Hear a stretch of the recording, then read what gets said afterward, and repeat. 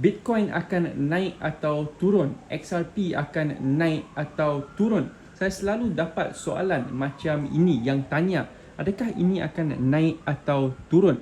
Dan saya pun tak dapat jawab semua orang. So saya akan ajar anda cara untuk anda jawab sendiri dan tahu dengan 100% keyakinan sama ada benda tu akan naik atau turun. Now, kenapa saya tak boleh jawab untuk anda ialah sebab saya tak tahu latar belakang anda. Kenapa anda tanya soalan ini? Kenapa anda nak tahu dia naik atau turun? Anda nak beli ke? Anda nak trade ke? Anda nak tahu di time frame 1 minit ke? Atau di daily? So, kalau saya buka time frame 1 minit, mungkin saya nampak dia nak naik.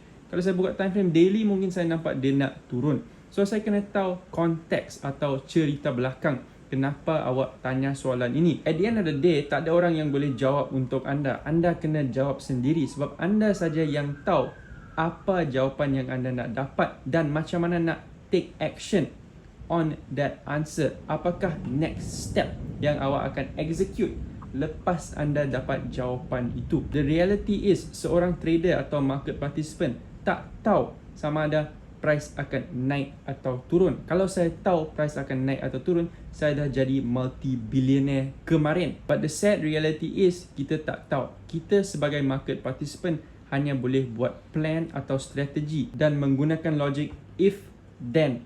Kalau ini berlaku, saya akan buat ini. Kita tak tahu price akan naik atau turun. So next time ada orang tanya soalan ini, korang bagi saja sebuah sandwich, knuckle sandwich.